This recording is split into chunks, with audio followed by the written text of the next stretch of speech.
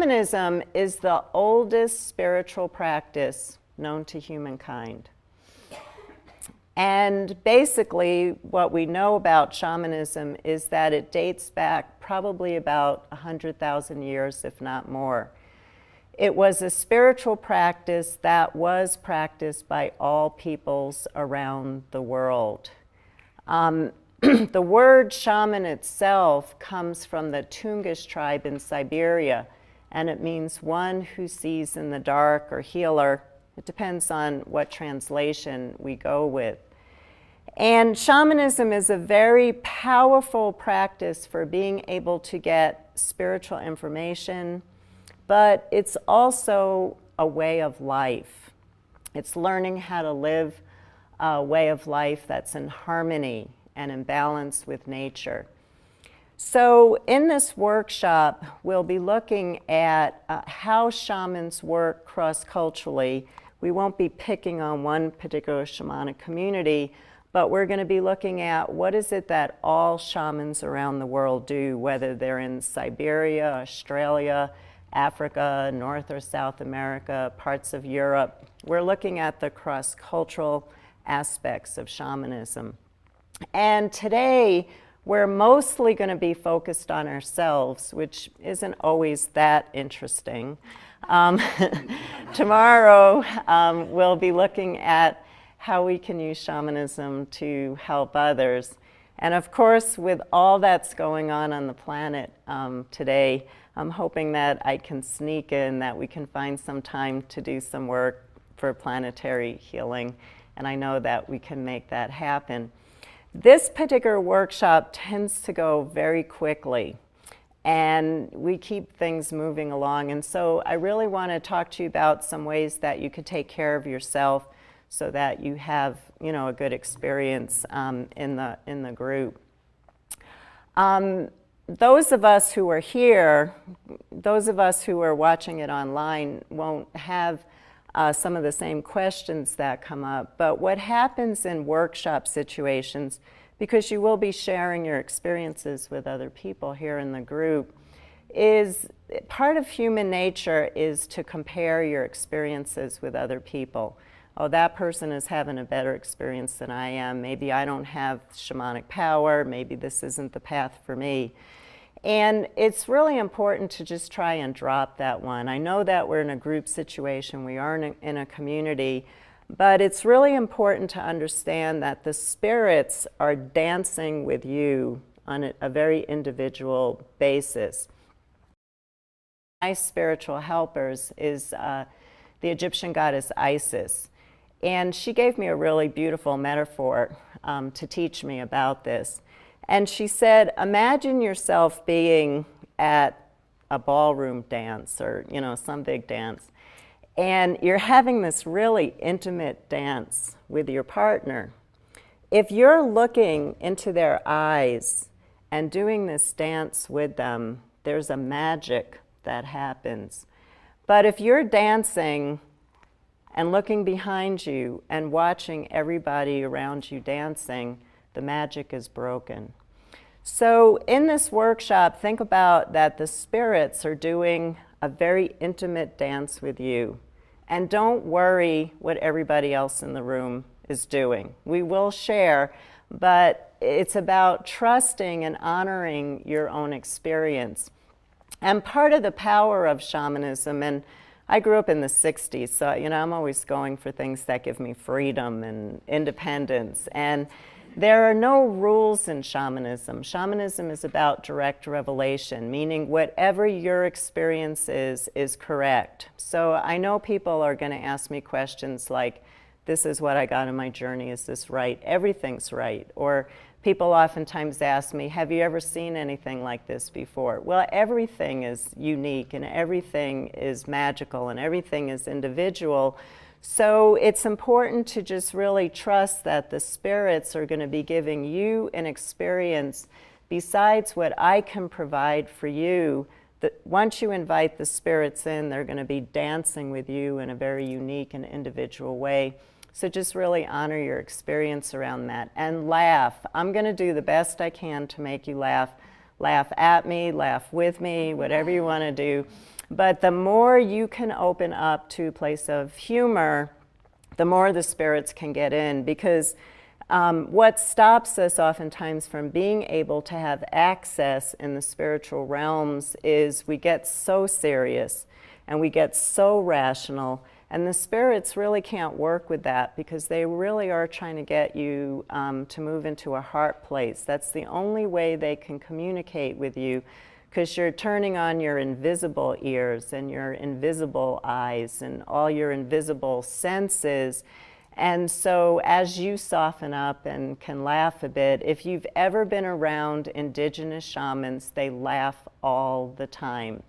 And that's because they've learned how to transcend the ordinary worlds. And they do travel into those rich, wealthy inner gardens, those inner worlds, where they see that so much of the trauma that we've created in the outer world really is not what life is about. And so they're able to laugh about things because they see the illusion, and that gives them, as they laugh and can see the illusion, they can travel deeper into those inner gardens, those inner spaces inside of themselves, where they get a better sense of how to help others and to really manifest healing into the world. I've been teaching shamanism for 30 years now, and I've trained over 10,000 people and in a Western world. And so I see different challenges that come up from the Western mind. And one of the biggest challenges that come up is everybody wants to see their journeys as if they're watching a movie. And if I was going to say what was one of the biggest challenges I ever had to deal with, is trying to get people away from watching more TV in their journeys. You're actually in a journey, you're actually traveling into a hidden world. And I'll talk more about the formalities of journeying as we move along. And in that hidden world, you're going to see, hear, feel, taste, and smell, just like you do in this world. And in a shamanic culture, the shaman actually enters fully in this world and navigates and dances and meets spirits and has all their senses engaged. In a modern world, a lot of the anthropological literature talks about the shaman seeing. And so everybody thinks that the shaman sees with their eyes, but that term shamanic sight has to do with shamans see through their hearts, not through their eyes. And so I am not a very visual person in my journeys. I have been journeying for a long time, so all my senses at this particular point kick in. But I tend to be more clairaudient personally. My power animals talk to me, give me messages. I'm also clairsentient. I have a knowing about things. And then the sight part of things, the images, they come and go, but they're not my strongest psychic sense. And so I'm always very saddened when people say to me, I don't think this is my path. I can't journey. I don't see any pictures. And if I would have given up on shamanism because I didn't see any pictures, I would have given up 30 years ago. And shamanism has been a really important path for me. As a person who has experienced a tremendous amount of trauma, like many of us in life, shamanism and the helping spirits really brought through healing for me to be able to keep me going in life. And I really don't know where I'd be right now if I didn't have that spiritual help.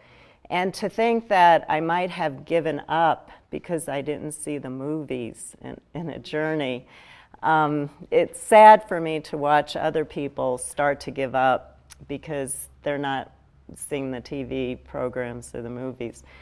And the movies are great, love the movies, but they don't always give you the depth of the information that you need either. So throughout this weekend, throughout this course, I'm going to be encouraging you to open up all your senses to really be able to bring through that wealth of the hidden universe, because again, we're such a visual culture. Everything for us in this culture has to do with visuals. What are we seeing? And the spirits are going to be communicating with you through all of your senses. But I find at first that when people first engage in the practice of shamanism, they have certain psychic senses that kick in first. And just to give you an example of this, I'm always amazed at artists who learn shamanic journeying who never see images in their journeys, but they're so used to navigating the ordinary world through the visuals. It takes a while to have the patience to really see what sense is being revealed to them in their journeys. So everybody has the power to journey. I have never met a person who couldn't journey. I have met people who couldn't journey when they first started out, because once you start to learn how to open up your senses more, then the senses that you're comfortable with or used to navigating in the ordinary worlds, you find that you do have that opening into the spirit world, but you just have to have some patience with yourself. And then the other question that comes up for people is, am I making up my journeys? That's a very big question that comes up in the Western world. Shamans would never ask a question like that, but because they live in a culture where the hidden worlds are seen as real, and all of this is illusion. So, you know, they always say, why are you making up this world? You know, and I remember hearing a story about a shaman once who was taken to the movies, and when asked what he thought about the movie afterwards, he said, my movies are so much better. So, you know, the shamans really understand that the images are coming up from the spiritual realms. I grew up in Brooklyn, New York, and we didn't talk about spirits at the dinner table. You know, we talked about that if you can't see it, hear it, feel it on a tangible level, then you're making it up. And of course, for many of us in our culture, we were told to stop daydreaming, get a life, and get real. So, you know, we closed those doors to the hidden realms. We all talked to spirits when we were kids. I mean, shamanism isn't something that you're learning for the first time. All of you in the room are remembering what you did as children, because kids are natural shamans. And so our mind wants us to kind of close down and say, no, you're making this up. What are you doing at this workshop? Why are you taking this course? And it's going to try and limit your ability to really be free in the non-ordinary realms. I find for myself, because my left brain is pretty strong, and again, I grew up in a culture that told me, you know, to really focus on this world and to leave the hidden worlds behind. If you fight with your left brain, if you fight with that mental part of yourself, you're going to spend the entire workshop fighting with yourself, and it's just a waste of time.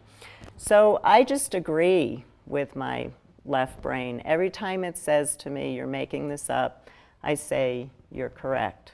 And I just keep going on the journey. I just don't fight it. You're right, I'm making it up. You know, it frees up an incredible amount of energy to do that. Shamanism is a system, is a practice that is very result-oriented. Shamans were the doctors and the psychotherapists in their community. They were responsible for divining food sources. If they couldn't heal the people, if they couldn't find food, the people died.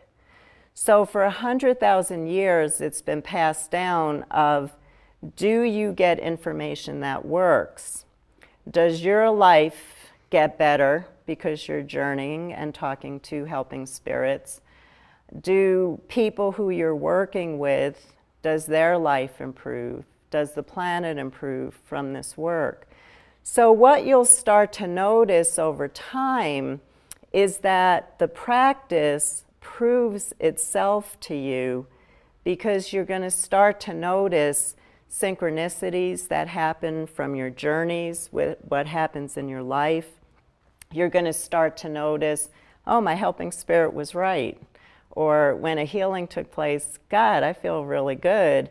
And when you journey for somebody else, it's, I couldn't have possibly known that information that my helping spirits gave me. So the practice will prove itself to you, but you have to have patience because you have to see how it goes. Now, of course, some of you might say, well, it was nice to meet you, it's nice to learn this work, and I just don't feel connected to the work. And then you, of course, have to find, you know, a spiritual path that works for you. But if you feel, as you proceed in this workshop, I really like doing this work, if you hang in there, the spirits will show you the power of the work. And then over time, you start to understand, I can't be making this up. Or I'm getting great results, so who cares if I'm making it up? I have a great imagination. And so that question doesn't burden you in your, you know, doesn't pull you back in your journey so much. I would say that for this weekend, just tell your mind, yes, I'm making it all up, and just allow yourself to keep going. And we're all mass hallucinating here together and having a good time, hopefully, so don't worry about it too much, and just notice what happens over time.